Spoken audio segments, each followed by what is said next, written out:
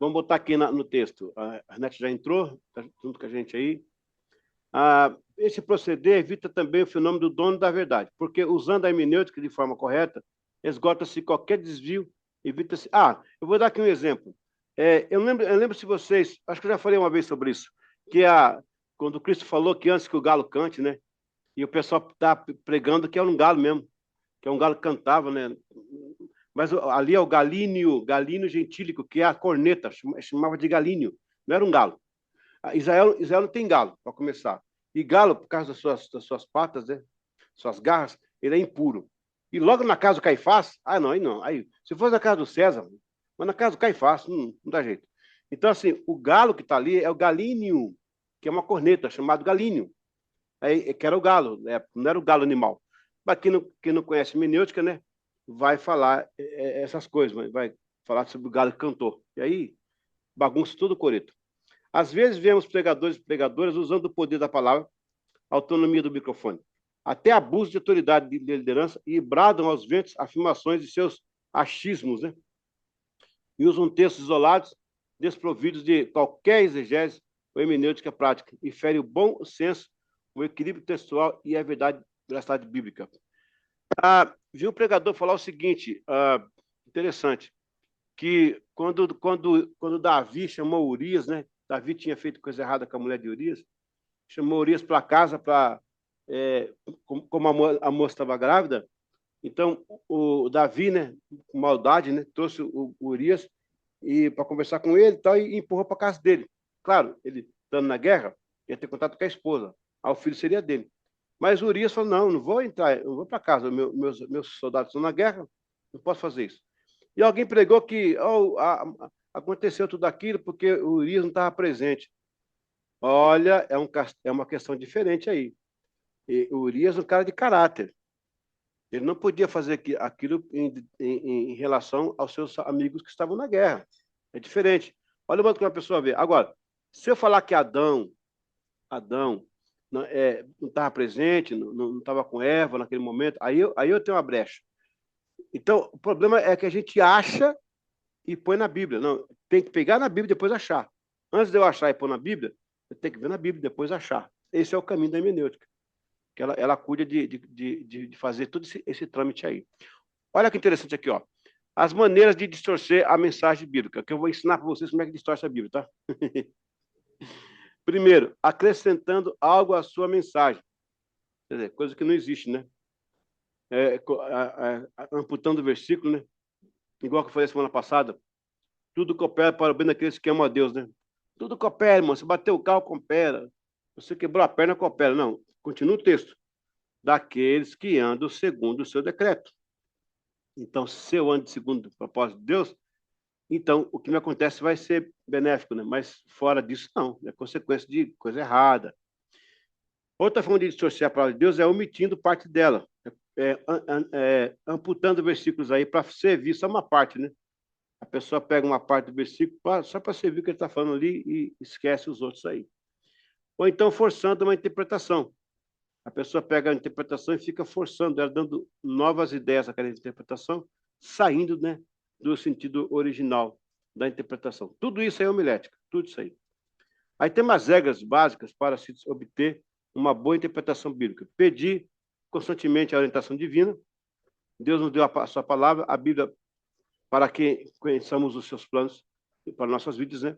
Desta forma, ninguém mais apropriado para explicar o significado da palavra de Deus do que o próprio Deus, né? Está aí a referência, pode ler depois. Deve o intérprete permanecer em oração antes, durante e depois do estudo de qualquer passagem bíblica. Deus providencia uma maneira para o intérprete entender o texto bíblico. Inclusive, poderá providenciar pessoas mais capazes e experientes para ajudá-los nessa tarefa. Ali, ó, o exemplo aqui, ó, o caso do etíope e o Filipe, né? Quando o Filipe foi transladado, né?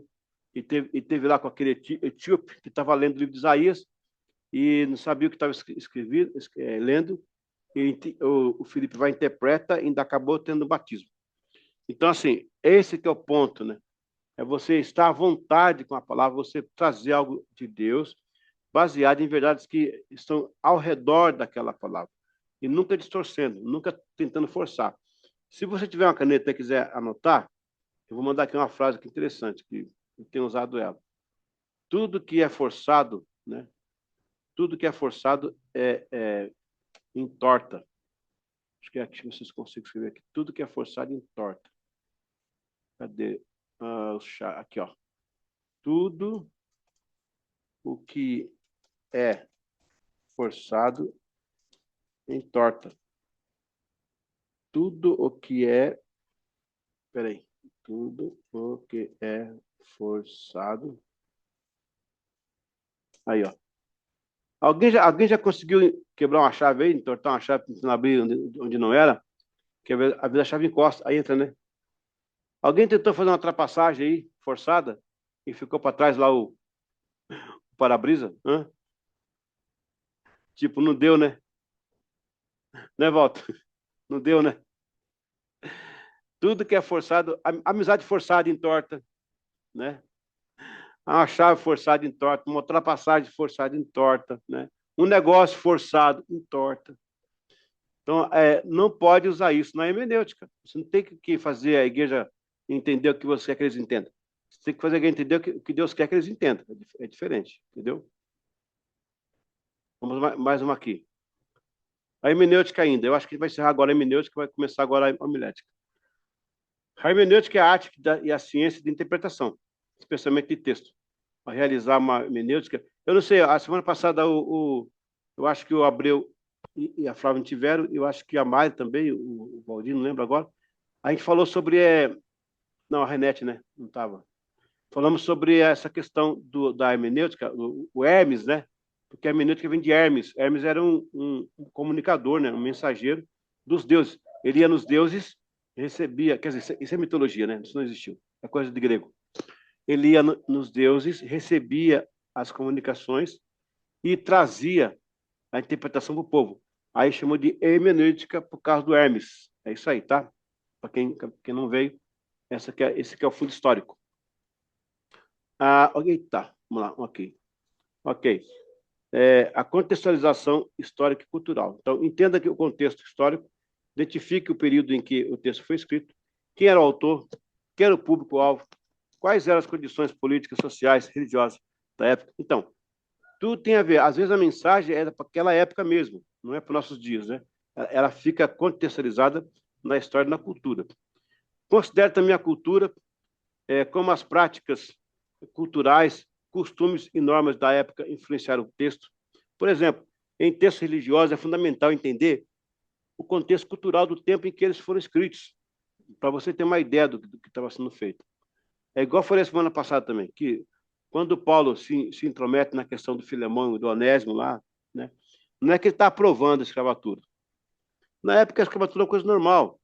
É claro que com o tempo foi atingindo a ideia de não escravizar ninguém, né? E teve o movimento abolicionista do século XVIII, chegou ao Brasil também aqui no século XIX com a princesa Isabel, mas na época de Paulo não era um tema tão assim causticante, né? Como seria hoje. Hoje falar escravo ninguém fala, né? Ninguém fala em escravo. Também ver a análise do autor e da intenção, identificar o autor, quem escreveu o texto, qual era a intenção do autor ao escrever o texto, qual é o tom do texto, exortativo, poético, narrativo. Examine o propósito também, o que o autor estava tentando comunicar, qual era o objetivo, né, ao escrever o texto. E aí faz uma exegese, né? Leia o texto em várias vezes, leia o texto em diferentes traduções, se possível, para ter uma visão mais ampla do seu significado. Identifique a palavra-chave, as frases, anote palavras e frases importantes, o que elas significavam no contexto original, né, para aquela época lá.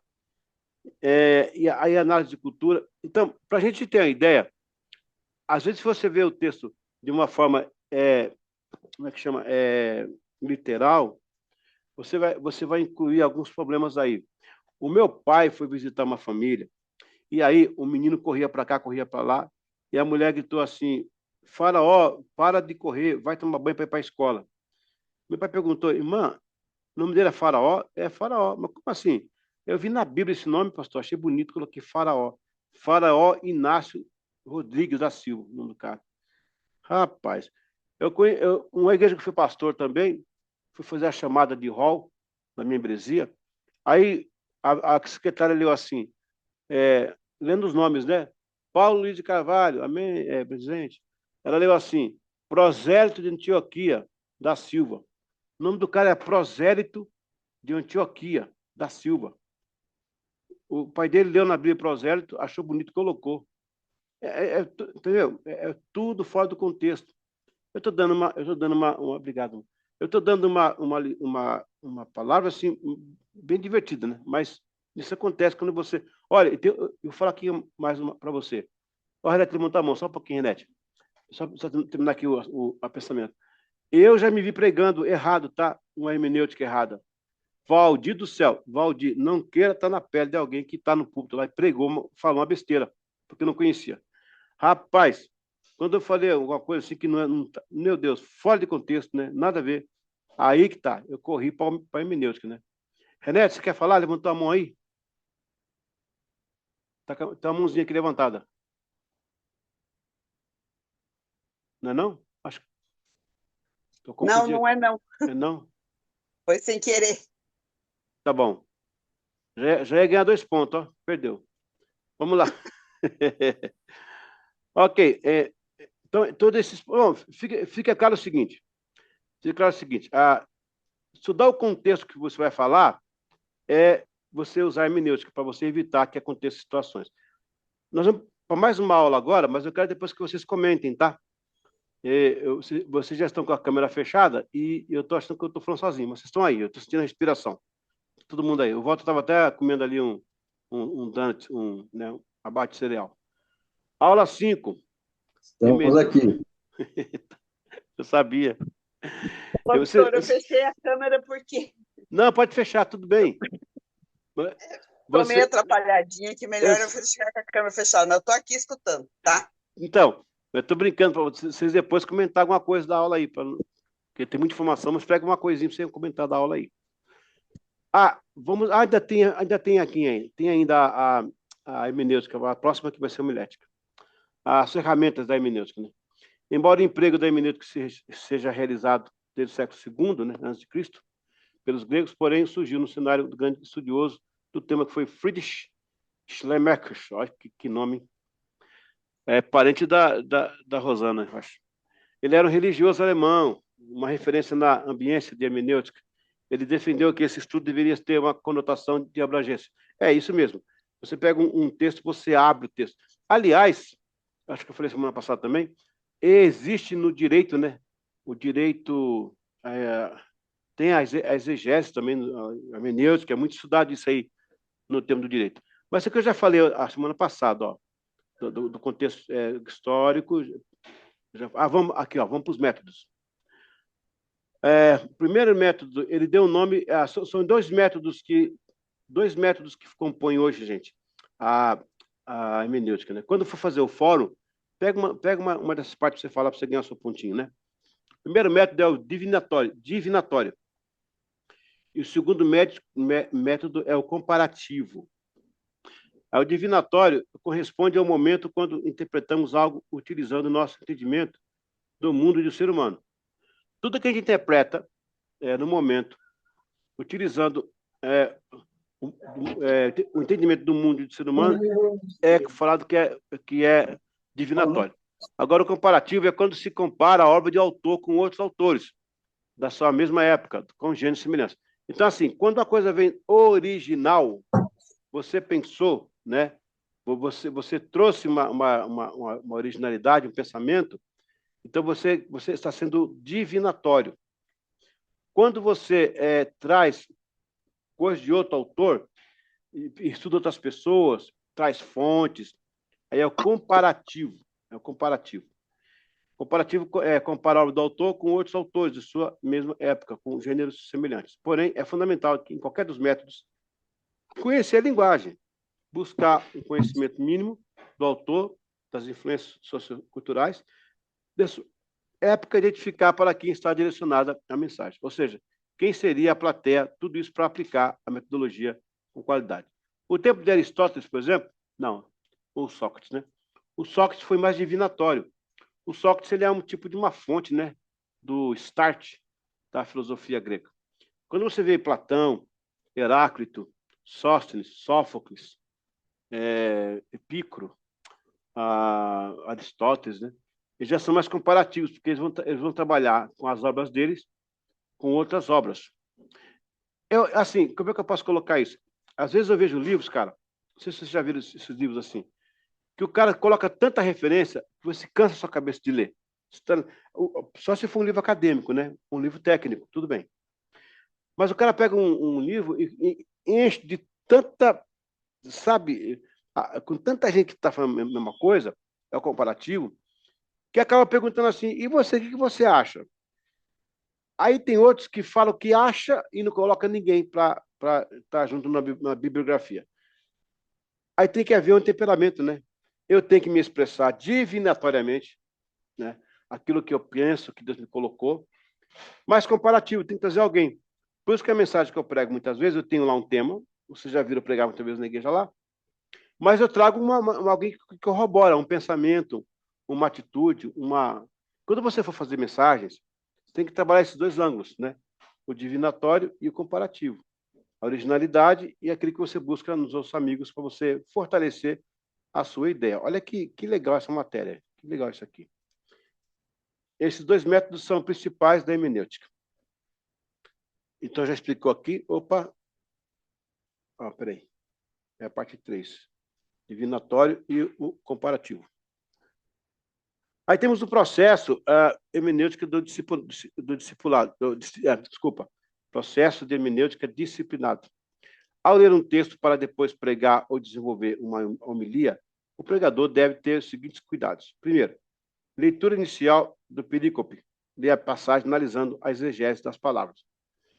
Vamos pegar assim, ó. Porque Deus amou o mundo de tal maneira que deu seu Filho unigênito para que todo aquele que nele crê não pereça, mas tenha a vida eterna. Quando você lê esse texto, o que vem à mente? Escreve no chat aí. Quando lê esse texto, qual a palavra que vem à mente quando você lê esse texto? Pode escrever no chat aí. Porque Deus amou o mundo, o que vem na mente?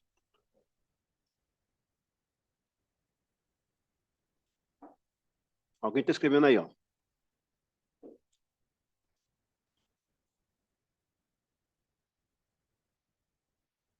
Ok? Amor ágape, ótimo, Edneia, amor ágape. Tem mais uma palavra aí, quem pode me ajudar? Mas tá certo, amor ágape. O amor ágape é Edneia. Flávia, né? Flávia.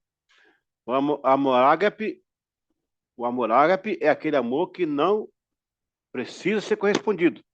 É o de dar, é o que Deus fez, só deu. Evangelismo, Márcia, ok, entrega. Graça, misericórdia a Mari e o Valdir. Mas tá quente, falta uma palavra aí. Tá quente, pai. Acho que a Dissério vai falar, quer ver? Tudo vocês estão certos aí, mas tem uma palavra que resume tudo isso aí. Nesse versículo. Resgate, sacrifício. Tá quente. Vou pôr para vocês aqui, ó. A palavra é isso aí. Essa é a palavra. Essa é a palavra maior que está nesse texto aí. Que reúne tudo que vocês falaram. Só que aí, ó, vocês deram aí, ó, vocês aplicaram uma exegese, uma hermenêutica remota, né? A direta é a salvação. É o que você viu. Você leu, salvação. Isso que é legal. É a primeira vez chama-se perícope, né? Que você bateu o olho ali, pá. Deixa eu dar um outro texto para vocês me alcançarem uma exegese, uma palavra, o que está explicando ali. Vamos colocar aqui. Vamos colocar aqui, ó. Quer ver? Tá, vamos colocar isso aqui. Ok. Tenho por certo isto mesmo. Não. Filipenses 4,13, na cabeça aqui, ó. Filipenses 4,19. Como é que é? Meu Deus, eu estava aqui na cabeça, perdi. O meu Deus, segundo as suas necessidades. O meu Deus, segundo as suas riquezas, suprirá cada uma de vossas necessidades em glória por Cristo Jesus. O Senhor Deus, segundo as suas riquezas, suprirá cada uma de vossas necessidades em glória por Cristo Jesus. Lê esse texto. Qual é a primeira palavra que vem à cabeça? Palavra. Provisão. Tá vendo? Isso é uma exegese. Provisão. Você pode até falar, vou ler um texto aqui, irmãos. Provisão, tal. Tá vendo como é interessante? Aí vem também a leitura dos textos circundantes. O que são os textos? Opa. O que são os textos circundantes? Qual é a chave do texto que pode estar linkado ao que estamos lendo? Pegando o primeiro exemplo da salvação, lá, de João 3,16, qual o texto circundante aí que eu posso colocar? Quando Jesus foi crucificado na cruz do Calvário, né? Está circundando aquele texto ali. Também se tem que fazer o exame das palavras, temos as línguas originais. Porque é a ideia do idioma daquela região. O que quer dizer aquilo? Por exemplo, a escrita do NT era grego, hebraísmo, né? Vou dar aqui um outro exemplo para vocês. A palavra hebreu significa aquele que atravessa do outro lado, o rio. Aquele que atravessa do outro lado. Tem uns que explicam que é aquele que atravessa do outro lado carregando alguém nas costas. É Hebreus. A palavra hebreu, deixa eu pôr aqui, hebreu, não é abreu não, tá, gente? Hebreu significa o que atravessa do outro lado do rio. Em alguns casos, carregando alguém nas costas. O que dá a entender esse texto aí, né? Aí você vai ver Jesus, lá naquele dia da multiplicação, falar assim, homens de pouca fé, mas na verdade o original é, vocês não são hebreus? O hebreu não atravessa para o outro lado carregando nas costas alguém no rio? Olha que legal isso aqui. Olha que legal isso aqui, gente. Jesus falou, na verdade, o original era isso, vocês são hebreus? Mas como é que você vai hoje usar esse texto aqui na Bíblia? Aqui na igreja? Vocês não são hebreus? Não, pomba de pouca fé. Porque, na verdade, o hebreu tinha muita fé, pô. Passar o rio, do outro lado, carregando alguém nas costas, com a correnteza, tem que ter muita fé que vai conseguir fazer isso. Então, tá aí, uma explicação dentro do que eu estou falando aqui agora, tá bom? É o exame do termo da linguagem da época. Leitura de alusões intrabíblicas da passagem. O que, de fato, o texto está falando de si mesmo, ou do seu contexto original? O que ele quer dizer? Por exemplo, pessoal, você até fez essa pergunta aí, não sei se o Valdir vai arriscar responder aí. Quando Oséias casou com a prostituta, aquilo é literal ou aquilo é figurado? Deus mandou ele casar com uma mulher prostituta para falar com Israel. Ali era figurado ou ali era literal? Tá vendo? Tem que fazer uma pesquisa de base, tem que correr atrás. Tem que ver aí o que está acontecendo para você entender o contexto. Aí, quando você vai estudar hermenêutica, um grupo de teólogos fala que é literal, outros falam que é figurativo. É igual o caso o caso do Apocalipse também. Para muitos é literal, para outros figurativos. Depende da exegese que você aplicar no texto. Tem alguém escrevendo ali, vou esperar um pouquinho, acho que é a Mari e o Valdir que está escrevendo ali. Mas, de fato, Deus usou, se foi literal ou se foi figurativo, Deus usou a vida de Osés para dar uma mensagem para Israel, né? É uma mensagem muito forte, uma mensagem muito, muito, muito forte. Deixa eu voltar aqui um pouquinho. Daqui a pouco aí eu vou ler lá o chat quando chegar ali. A leitura de alusões extrabíblicas, né? Outros paralelos históricos e literários, né? O fato do Gilgamesh se referir a uma história bem próxima à do Éden, né? Na verdade, esses documentos paralelos servem para corroborar com a Bíblia, diz, sendo a Bíblia mais exata em relação à data, personagens, geografia e eventos. Isso eu já expliquei uma vez lá atrás para vocês, uma das aulas, né? Deixa eu ver se chegou aqui. Alguém estava escrevendo no chat? Deixa eu ver se chegou aqui. Não, está escrevendo ainda, está escrevendo. Deixa eu ver quem é que é. Ok. Vou esperar um pouquinho. Vai aparecer para mim aqui. Vamos então para a última parte dessa aula. A análise hermenêutica e ainda inclui o quê? Consulta a obras de referências sobre o contexto histórico, social, da ambientação da passagem. O que os outros dizem do mesmo texto que eu estou investigando, né? É igual o tipo dos evangelhos sinóticos, né? Os três evangelhos que se parecem. Exame da história da recepção, quer nas artes, histórias das ideias, pensamento teológico da passagem, quais os fatos locais, regionais, corroboraram aquela informação. A inferência das leituras possíveis da passagem. Inferência é uma dedução feita com base em informações, ou um raciocínio que usa dados disponíveis para chegar a uma conclusão. A gente vai agora estudar sobre referência e inferência, mas antes eu vou ler aqui o chat que chegou. Foi literal. O Valdir acha que foi literal, né? Que ele realmente tenha casado com a prostituta. Pesado, né, Valdir? Pesado, hein? Pesado mesmo isso aí, rapaz. Aí tem um grupo de teólogos que fala o seguinte, mas peraí, se Deus mandou ele casar com a prostituta, então Deus cometeu um ato ilegal de permissão pecaminosa? Outros falam que não, que Deus pode, ele pode fazer isso também, porque ele é Deus, né? Para desenhar a situação para o povo. De certa forma, Valdir, foi um impacto para o povo, né? Vendo o profeta casando com a prostituta, né? Impacto. É interessante, é uma coisa que se pode estudar, né? Pode escrever que eu vou ver aqui com calma, que vai chegar para mim ali e vai avisar. Vamos aqui então ver a questão da referência e influência, né? A diferença entre referência e inferência, referência e inferência, né? Em um texto é fundamental para a compreensão e interpretação do conteúdo. Referência é a menção direta a algo ou alguém dentro do texto, geralmente apontando para uma pessoa, lugar, objeto ou efeito específico, né?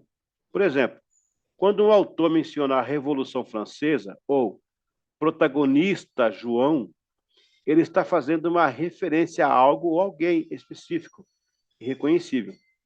Inferência, por outro lado, é a conclusão ou interpretação que o leitor faz a partir das informações implícitas no texto. Ele vai além do que está explicitamente mencionado, exigindo que o leitor use pistas fornecidas pelo autor para chegar a uma compreensão mais profunda ou para preencher lacunas de informações. Por exemplo, se um texto descreve uma cena em que as folhas caíam e o vento esfriava, o leitor pode inferir que a história se passa no outono, mesmo que isso não seja dito diretamente. Quer ver um exemplo que eu vou dar para vocês? Vou até perguntar aí. Quando o apóstolo Paulo estava no caminho de Damasco, que apareceu a luz, ele caiu do cavalo ou não? Quem pode dizer aí se ele caiu do cavalo ou não? Quem pode escrever aí, rapidinho? Quando o Paulo teve encontro com Cristo? Não diz que caiu do cavalo. Valdir, eu pensei que alguém ia cair nessa pegadinha. Subentende-se, né, Valdir? Que naquela época o cavalo era muito usado. Subentende-se. Ô, pastor, a gente pode considerar também, nesse caso, por exemplo, que a maioria das pessoas interpretam que José, ele teria morrido antes de Jesus ser sacrificado, porque não se fala mais nele e se cita que ele era mais velho que Maria. Pode ser isso também? É inferência, mas a inferência tem que ter um texto por trás.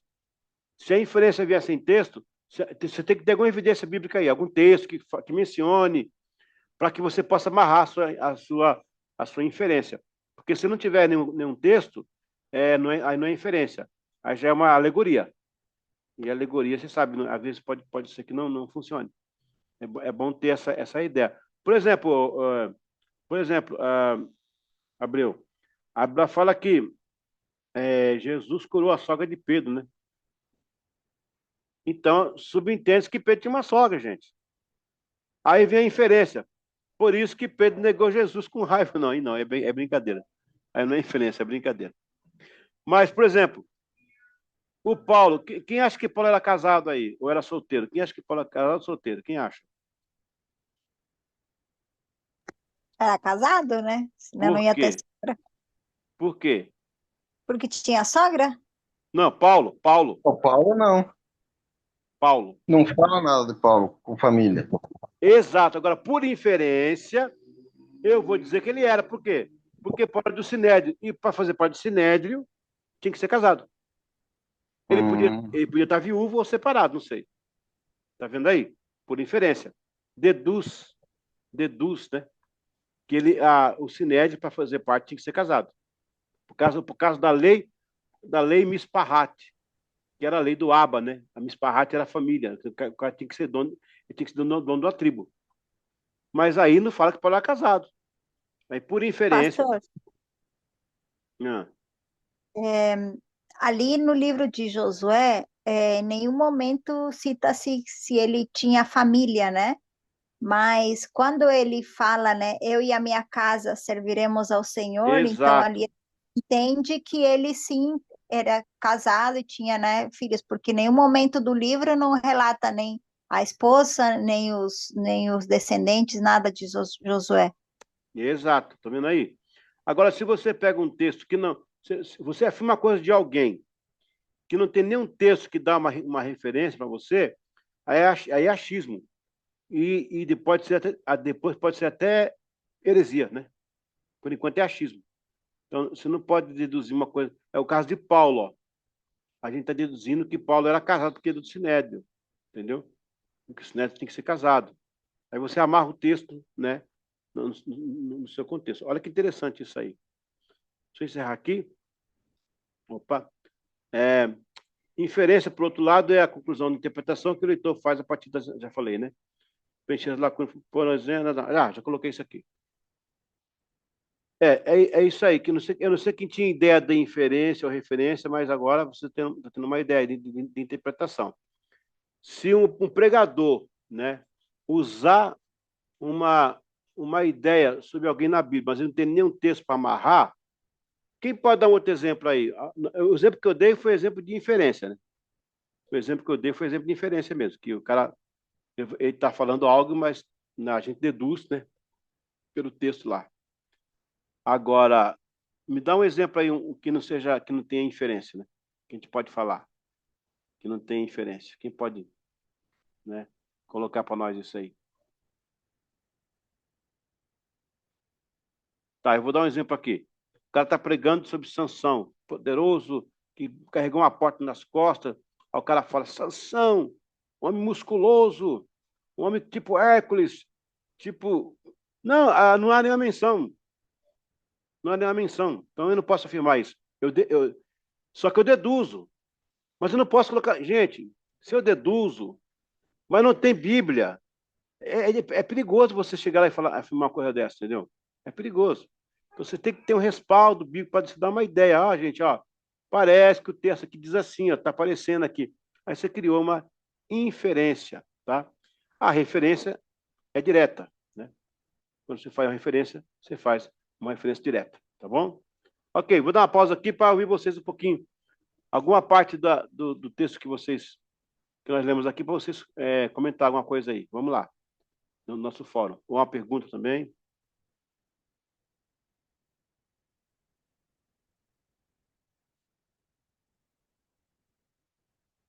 Dear Sally, aleluia. Isso aqui coça, viu? Tá louco. É coisa nova, né? Vai de sério, pergunta aí. Não, só então para dar uma carinha, né? Só para dar um tchauzinho.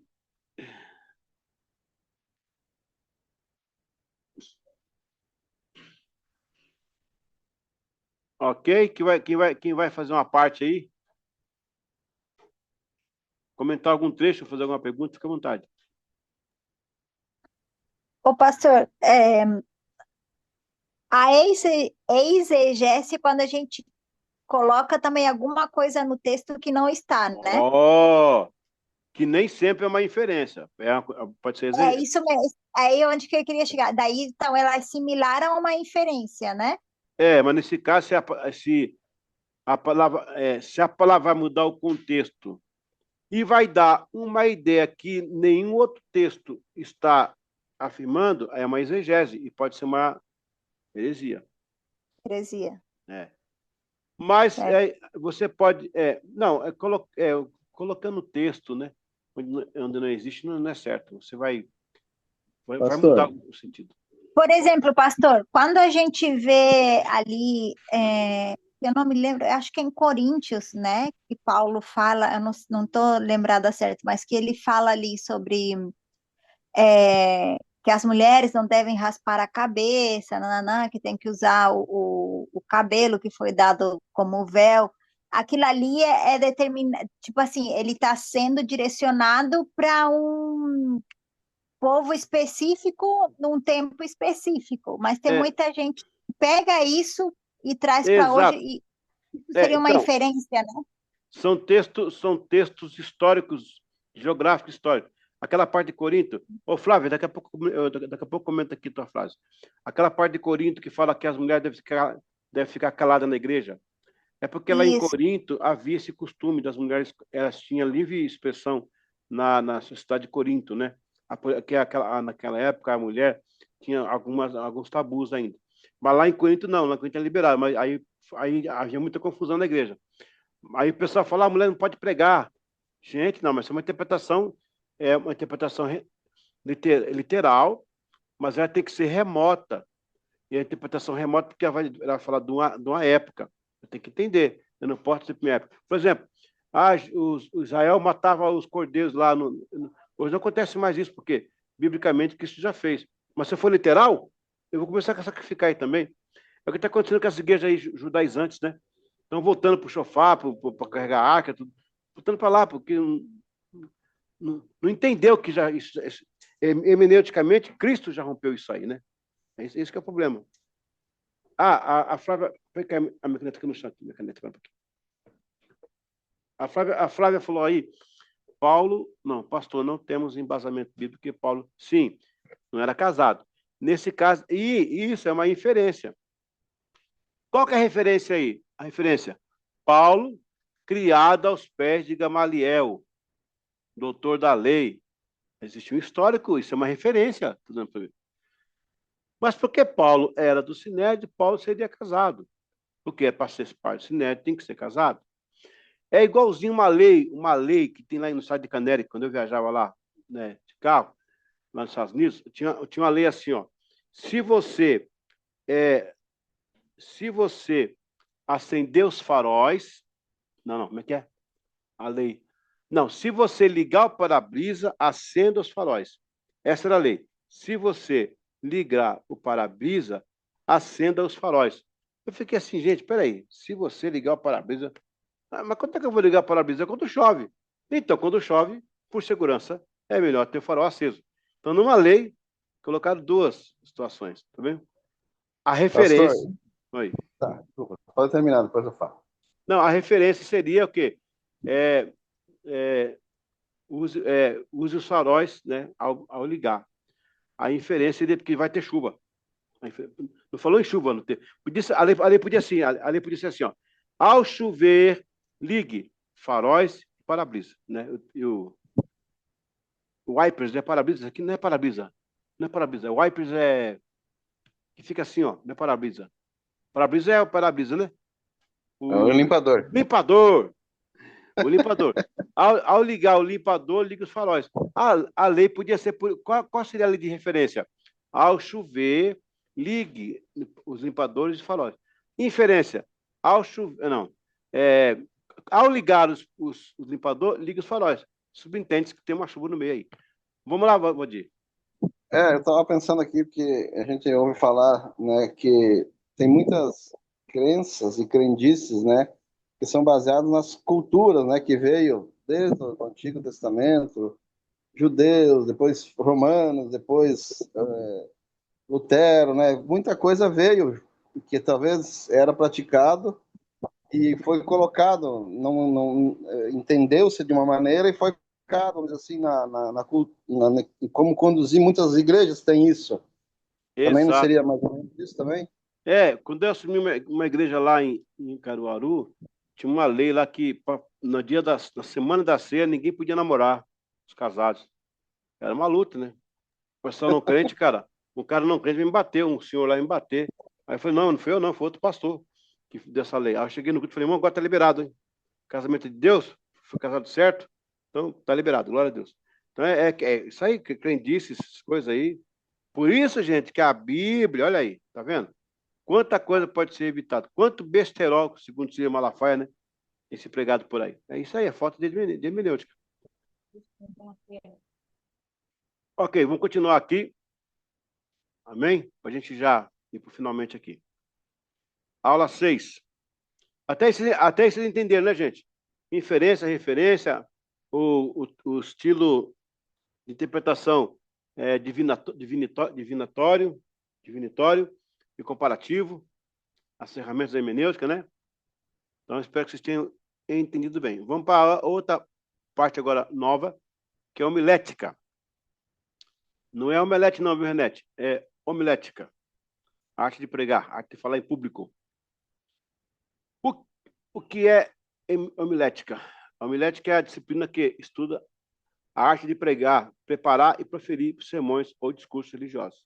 Ela envolve técnicas de comunicação, organização de ideias, interpretação bíblica, com o objetivo de transmitir mensagens espirituais de forma clara, persuasiva, inspiradora para o público. A homilética não apenas foca a exegese no texto sagrado, mas também na aplicação prática e relevante dessas interpretações na vida cotidiana dos ouvintes, ajudando a conectar as verdades bíblicas com as realidades vividas pela comunidade. Antes de dizer que homilética é arte de pregar, esta arte envolve retórica, oratória, argumentação, persuasão, indumentária, comportamento e gesticulação. Veja bem, a exegese traz a palavra, a hermenêutica traz o contexto e a homilética ela traz o discurso, né? Ela trabalha a frase, ela trabalha o contexto e ela prega. Então, precisamos entender a homilia em si. Na declaração de Murphy O'Connor, a homilia é uma preleção dada por um sacerdote no decorrer de um serviço no culto após a leitura do Antigo Testamento e do Novo Testamento, e antes da recitação do credo. A homilia, continua Murphy, tem a função de explicitar a fé, o significado dos vários elementos litúrgicos, também em relação à situação dos presentes, para o encontro dialogal com Deus, se torne verdadeiramente consciente para todos e cada um. Na prática, a homilia deve ser uma conversa familiar, homiliasta com o povo que Deus e sua igreja. Bom, além disso, a homilia também, gente, não, nesse caso é homilia, né? A homilética, homilia com ética, aí, homilética, da casa omelete mesmo, né? É quando você reúne fatores da oratória, da retórica e também até da roupa. Roupa, o estilo de mensagem que você vai pregar, tudo isso tem a ver com a homilética. A homilética, como se tem dito nos meios de eloquência, é tradição da arte de pregar. Na homilética, se usa ferramentas preciosas para compor conjunto de objetivo, que são os argumentos de retórica, na ênfase voltada para o assunto, dentro da Bíblia Sagrada Cristã. Há também oratória, de igual modo, persuasão, dentro da mesma cultura, de forma de como se vestir, a educação de bens, hábitos do público. Tudo isso faz uma cultura que que seja uma proposta da homilética, né? Opa, peraí que eu pulei aqui. Pulou feio aqui, misericórdia. Oh, meu Deus do céu. Eita! Jesus! Tanto que Cristo tem poder. Volta aqui embaixo. Ok, já foi aqui. Já foi aqui. A parte 2 agora. As ferramentas da homilética, né? Você tem a retórica e a oratória. A diferença entre retórica e oratória está no foco e na aplicação de cada conceito. Olha, retórica é a arte de utilizar a linguagem de forma eficaz e persuasiva, abrangendo o estudo das técnicas de argumentação, estilo e estrutura. Já. Por outro lado, a oratória é a arte de falar em público com ênfase na apresentação e na comunicação. Então, assim, a oratória dá voz à retórica. Gente, se eu falar assim, ó, quer ver? Vou falar um pouco de retórica aqui. Se eu falar assim, se eu volto falar assim, ó, Renete, não, eu volto falar assim, ó, Renete, me traz o pente. Não, pente não, o pente não dá certo, não. Vamos falar, me traz a janta. Renete, me traz a janta. Essa é uma frase, né?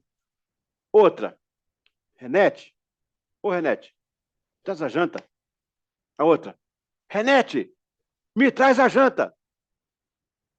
É a mesma frase, mas você concorda que teve aí diferença de, de ideia?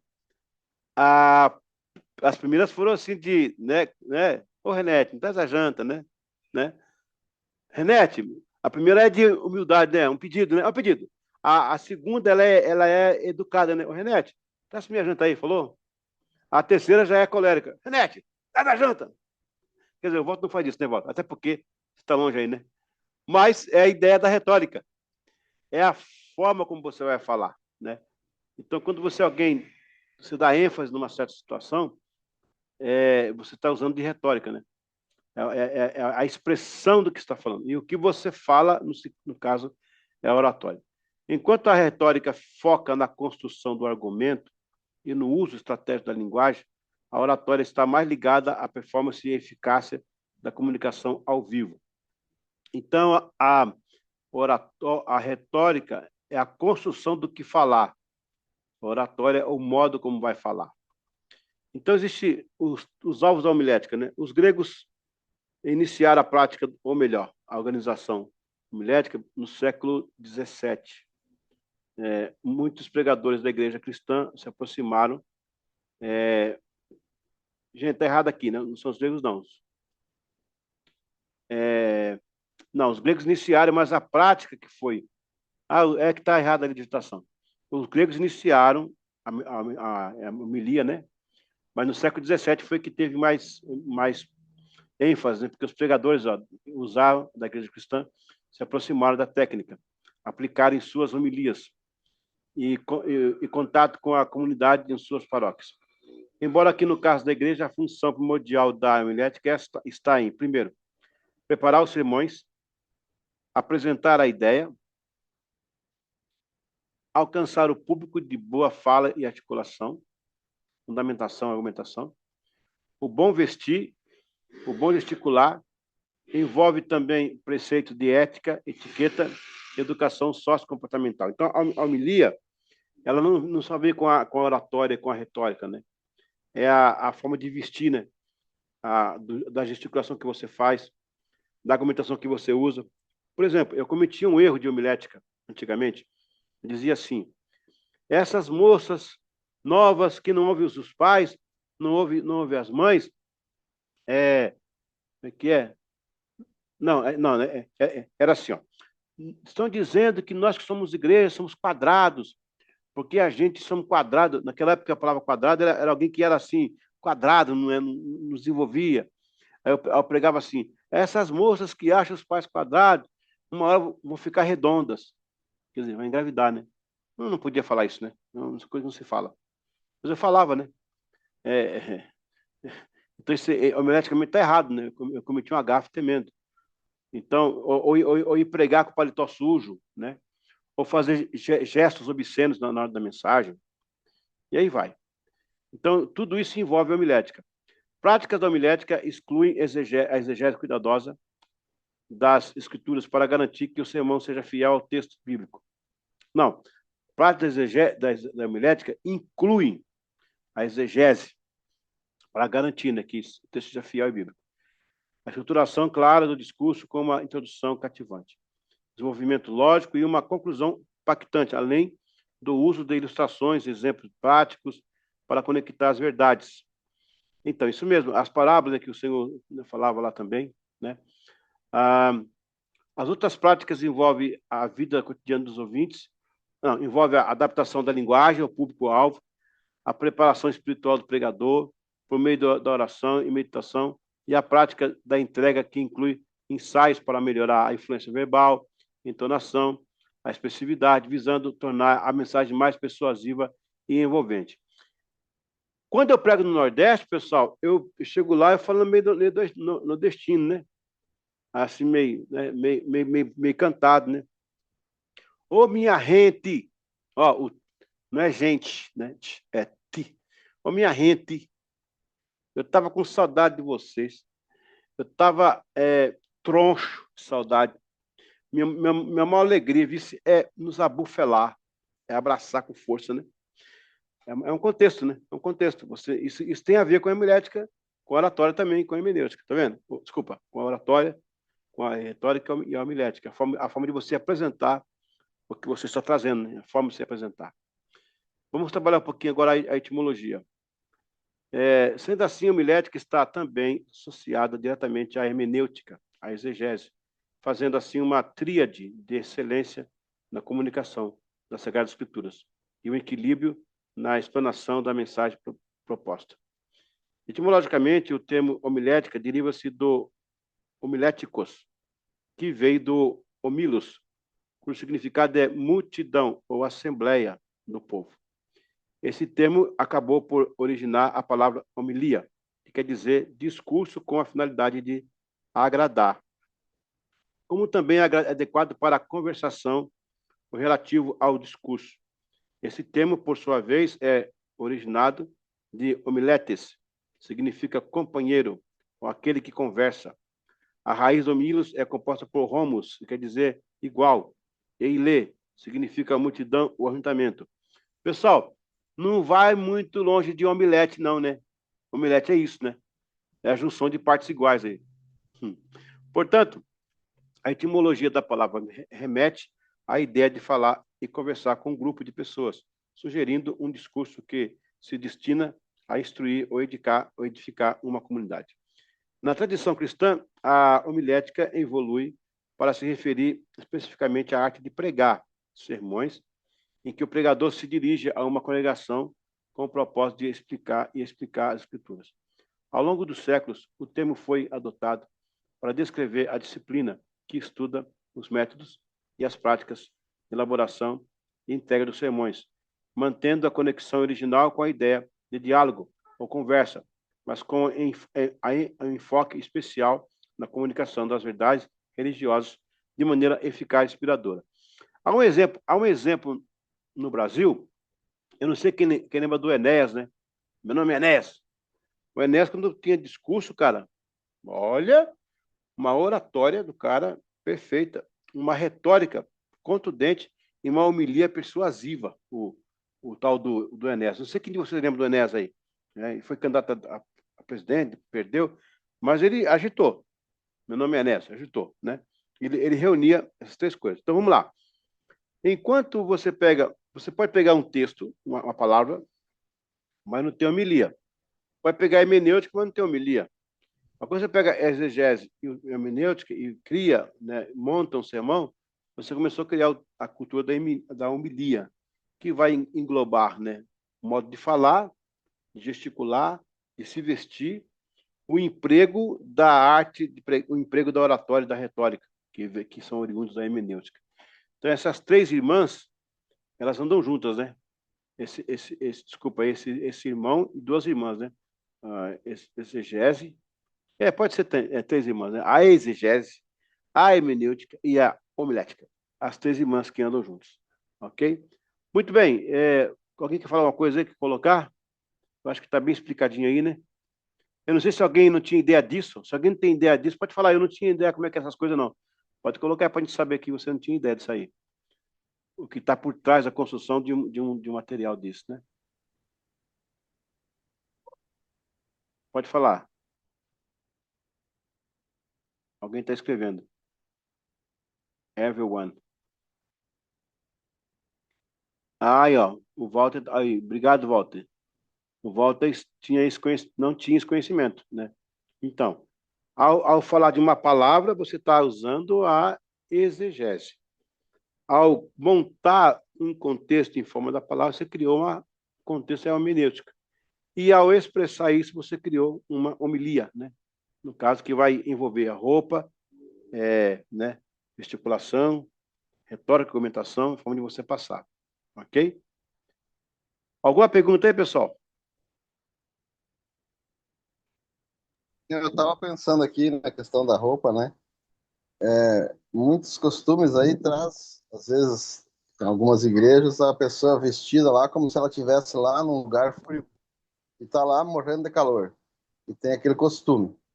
Ou, de repente, assim, fiquei pensando aqui, a pessoa prepara todo um, como a gente vê por aí, uns pregador coach. eles preparam toda uma situação para direcionar aquilo que eles querem. E, na verdade, aquela questão do Espírito Santo fica de lado. É, Mas eu fico pensando nisso, não sei.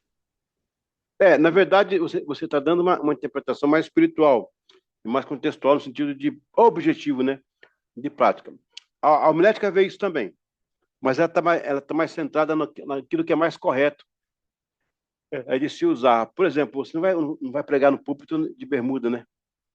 Ah, não, lógico. Né? Claro que Então, tem que respeitar uma ética. Não digo assim, né? Tem é. umas coisas que ficam meio fora do. Fica Sim, meio não, fora, né? entendo, tá certo.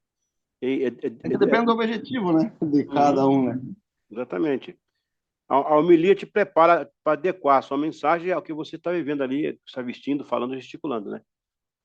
Mas é muito importante. Mas alguém quer participar ou perguntar? Pode ficar à vontade aí. Acho que é isso, né? Ok. Tá bom, então. Bom, pessoal, acho que por hoje é só. A gente conseguiu cobrir aí essa matéria. Olha, vocês têm que ler isso aí. Eu expliquei bem direitinho, né? Todo mundo está sabendo o que é cada coisa aí. Está bem explicado aí, né? A exegese, a homilética, a hermenêutica, né? Vamos entrar depois em ética, que é mais uma irmã, são quatro irmãs. São quatro irmãs. Mais uma irmã chamada ética. Uma coisa vai juntando com a outra, né? E você vai tendo toda essa contribuição. Aí você começa agora a ouvir o cara pregar de forma diferente agora. Qual foi a exegese que ele usou naquela palavra, né? Que sentido que ele deu? O que ele construiu em volta daquela palavra, né?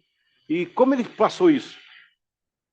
Na nossa igreja, por exemplo, o estilo de mensagem, né? A Deise, por exemplo, ela tem muito versículo bíblico, ela tem muita referência, né? Já o Gil é mais por inferência. Ele traz um versículo, mas ele pega as inferências e joga lá, porque é psicólogo, né? Está na área dele. Eu pegava a minha parte mais expositiva. O expositivo, ele não está muito preso à referência. O expositivo pega um texto só, lê um texto e prega, né? E prega. O Natan vai na mesma vibe da mãe, que ele também por referência. Mas, pastor, qual que está certo e errado? Não, está tudo muito certo. É a forma de se expressar. Cada um tem o seu jeito, né? Alguns são mais investigativos, que é o caso da Deise. Ela traz com mais base, né? Alguns são mais especulativos, que é o caso do Gil, que ele traz uma ideia, põe lá um texto e joga uma ideia. Alguns são mais indutivos, que é o caso da exposição. Eu pego um texto e trabalho nele, tal, tal. Cada um tem uma forma. O bonito nisso, gente, é saber que existe tudo isso para a gente fazer um bom trabalho, né? Um bom trabalho de interpretação, um bom trabalho de comunicação, para não acontecer o que acontece por aí, muitas igrejas, essas aberrações que acontecem. Eu agradeço a Deus pela você estar nesse curso aqui, pela a igreja que a gente faz parte, né, também, a denominação, porque a gente tem esse zelo. A gente não tem vergonha de chamar um amigo para ir para a igreja, porque sabe que não vai ter besteira, né? A pior coisa é chamar um amigo para visitar a igreja, aí acontece lá um troço lá no frente, lá, que você fica, meu Deus do céu. E hoje na internet, né, o pessoal coloca muita coisa aí, você vê cada coisa, você fala, meu Deus do céu, como é que pode? Não vou nem repetir aqui, eu tenho vergonha que os caras falam lá. Ah, tem um caso aí quem falou a semana passada do Danal, né? Só o cabo do Danal, estamos morrendo na mão. O Danal não soltava o cabo do. Hã? Eu que falei. O Danal, né? Não, não solta esse cabo. Mas a nau ali é a nave, né? É o barco, né? Não era um rapaz chamado Danal, né? O outro pré-que Jonas foi vomitado na praia de Nínive, né? Não foi. Nínive estava a 700 quilômetros lá dentro do território, né? Tudo isso aí é interpretação, gente. É forma de você trazer, né? Mas é isso aí. Estamos no caminho. Mais alguém quer colocar alguma coisa aí? Estamos encerrando aí, porque é de certo tem que jantar. Alguém mais tem que. Disseram abraço no Dori, viu? No Dori. E nessa netaiada abençoada aí, pelo amor de Deus. Amém. Tá bom, pessoal. Então, acho que é por isso, né, Márcio? Por aí, né? Tá certo? Cadê o Tudo Tadeu? certo, pastor. Técnica pode ser ouvida de longe. Hã? Ah. Viu? Dá um abraço no Tadeu, viu, Fia? Dou sim. Tá bom? Valeu, pessoal, por hoje. Deus abençoe. Eu passei. Até a semana que vem, na quarta-feira. Bem, Deus abençoe. Estamos de volta para a nossa aula. Daqui mais uma aula, a gente vai estar chegando para o final. Paz para todos e uma boa noite. Deus abençoe. Boa noite.